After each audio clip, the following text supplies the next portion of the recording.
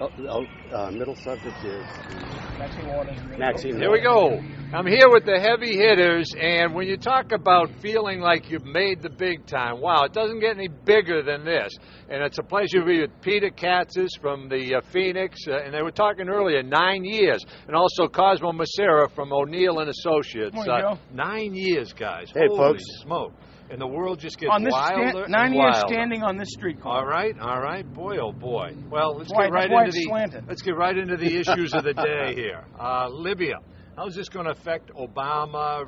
We went through the period where the bin Laden killing was supposed to give him a big bounce. Is there any bounce in this for Obama in the big scheme of things? I don't think there's much of a bounce. The reason I say that is I think the electorate is by and large focused on one thing and one thing only, and that's the economy. I must say that I've been skeptical about how well Libya would turn out, and while it certainly has its ups and downs and there's a roller coaster, I think the president's strategy is being vindicated, but I don't see much political payoff for him. Cosmo? I agree, and I'm one, Joe, that would say he did enjoy, it was abbreviated, he did enjoy a significant bounce from the very meaningful victory, intelligence and military with bin Laden, but it was abbreviated because of the economy. Now, in this case, I just think this is just another world crisis for him to have to sort of manage politically. There's going to be, one way or the other, sort of instability in Libya for X number of years going forward. That's something that we have to manage our role in diplomatically. So it's not going to be easy.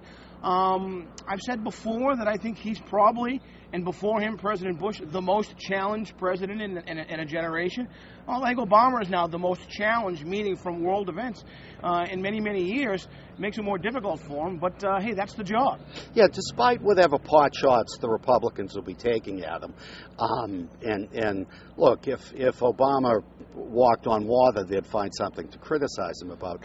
Unless there's boots on the ground, and I don't think the American public is going to get worked up one way or the other about Libya. So basically, he's at least for this week able to talk about Libya rather than the economy, but long term, it's not going to give him any great boost. I don't think so. Well, speaking of the economy now, we've got Maxine Waters, who seems to be in a snit over the fact that the Tea Party people are a little too vocal and a little too powerful. Is she the Republicans' best friend? When watching those clips, it sure seems she is. Oh, I think so.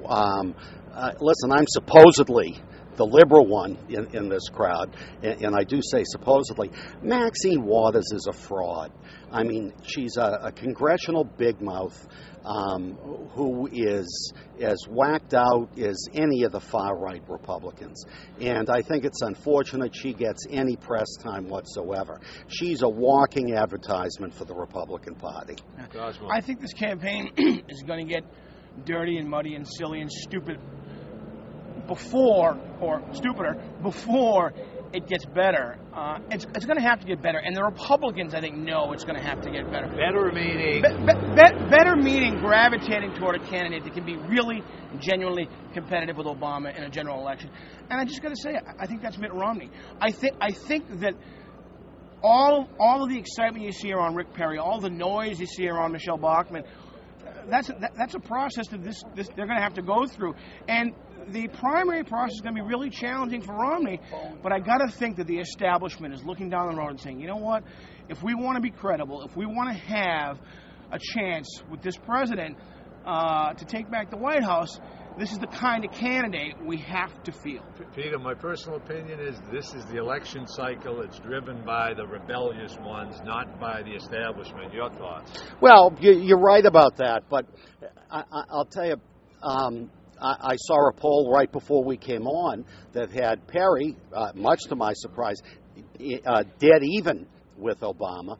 The only Republican at this moment who ran ahead of President Obama is former Governor Mitt Romney. I've been saying that. Rudy Giuliani. But hey, I got one more quick subject okay. for you before we go. They're talking about cutting services of the MBTA. Talk about that a little bit, Peter.